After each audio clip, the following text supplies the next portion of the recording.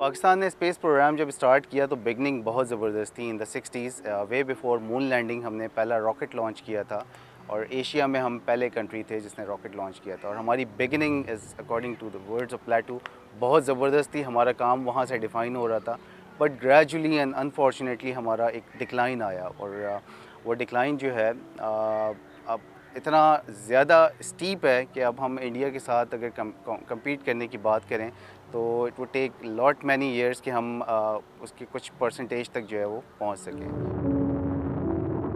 NASA کا Apollo programme جو ہے اس میں پاکستان کا ایلیمنٹری کنٹریبیوشن ہے. جب میں یہ سوچتا ہوں, اب یہ بات ہو رہی ہے 1961-62 کی, تو میں یہ سمجھتا ہوں کہ Pakistan definitely was much ahead in development of science. 1961 سے لے کے 1971 تک, فال آف ڈھاکہ سے پہلے, اس طرح کی جو رہبر اول تھا پہلا راکٹ, اس طرح کے 200 راکٹس سپارکو نے لانچ کیے کراچی کے سونمیانی بیچ لانچر سے, اور انہوں نے بے تحاشا سائنٹیفک ڈیٹا جمع کیا. پاکستان سپارکو کا جو قیام ہوا تھا, آپ کو پتہ ہے کہ پاکستان کے پہلے جو سائنٹسٹ جن کو نوبل پرائز ملا, عبدالسلام اس کے پہلے ڈائریکٹر تھے. تو انہوں نے ایوب خان کے زمانے میں جو ہے چند سائنٹسٹ کے ساتھ پہلا راکٹ جو اسپیس میں فائر کیا تھا روس کے بعد. پاکستان نے, امریکہ اس وقت ہم سے گویا پیچھے تھا, لیکن آپ کو پتہ ہے کہ پاکستان میں جو حالات رہے تو جو بہت سارے جو اس وقت جو سائنٹسٹ تھے وہ امریکہ چلے گئے. 90s کا جو دور ہے اس میں یہ سمجھ لیجیے کہ ایسا دور تھا کہ جس میں سپارکو اپنے پروجیکٹ بناتا رہتا تھا. ایک سیٹلائٹ چائنا سے لانچ کیا, مختلف سیٹلائٹس بھیجا جاتے ہیں مختلف کاموں کے لیے, تو ان کے لیے اسپیس میں سلاٹس ہوتے ہیں کہ اس جگہ آپ اپنا سیٹلائٹ جو ہے وہ رکھ سکتے ہیں. تو کچھ وہ ایشوز آئے جن میں سے کچھ انٹرنیشنل تھے, انٹرنیشنل کمپٹیشن کے نقطہ نظر سے, تو پاکستان کو سلاٹس چاہیے تھے, وہ نہیں ملے. میں سمجھتا ہوں کہ اس لگ بھگ 40 سال کے عرصے میں سپارکو نے کافی کام کیے ہیں, اور 2 میجر جو بریکس آئے ہماری اس 40 سال کی ہسٹری میں. ایک جو 1970-71 میں جو پولیٹیکل کرائسس ہوا اور ملک دو لخت ہو گیا, اور دوسرا جو میں نے بتایا آپ کو 80s اور 90s کے دوران جو مختلف سائنٹیفک انسٹیٹیوشنز کے درمیان ایک کمپٹیشن کی صورتحال ہو گئی کہ بوسٹر جو ہے, راکٹ بوسٹر, مجھے سیٹلائٹ کو لے کے استعمال کرنا ہے خلا میں بھیجنے کے لیے یا میزائل کے لیے.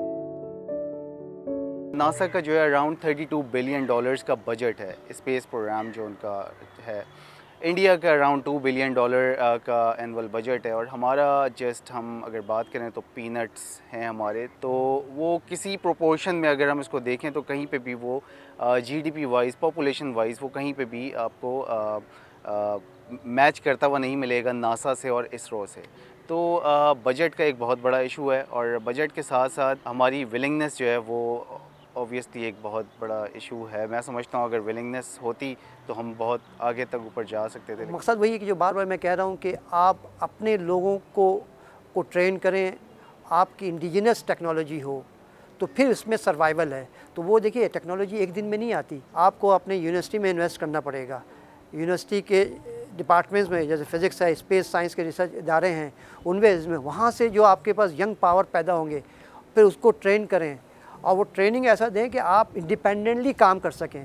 صرف technology, don't try to buy technology, technology کوئی آپ کو نہیں دے گا. ہمارے پاس اچھے لوگ ہیں, بریلینٹ مائنڈز ہیں, وہ لوگ بھی ہیں. ہم ابھی چاند تک تو گئے نہیں, مارس کی کیا بات کریں, بٹ ہمارے پاس وہ لوگ بھی ہیں جنہوں نے مارس کے اوپر, مارس کے ایٹماسفیئر پہ PhD ریسرچ کی ہوئی ہے, باہر سے پڑھ کے آئے ہیں. بٹ اسٹل وہ یہاں بیٹھ کے کچھ نہیں کر پا رہے کیونکہ ہمارے پاس بجٹ نہیں ہے, ہمارے پاس ولنگنس نہیں ہے, ہمارے پاس جو گورنمنٹ لیول پہ سپورٹ ہونی چاہیے, موٹیویشن ہونی چاہیے, وہ نہیں ہے. That is practically naan existent. Science کے پنپنے کے لیے سوچنا ضروری ہے, سوچنے کے لیے سوال آنا ضروری ہے, سوال کرنے والے کو انکریج کرنا ضروری ہے, اسی سے تعلیم آگے بڑھے گی.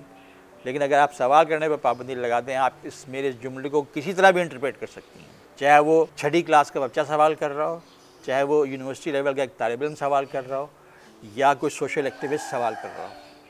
اگر آپ سوال کرنے پہ پابندی لگا دیں گے تو علم کی جو پروگرس ہے وہ وہیں رک جائے گی.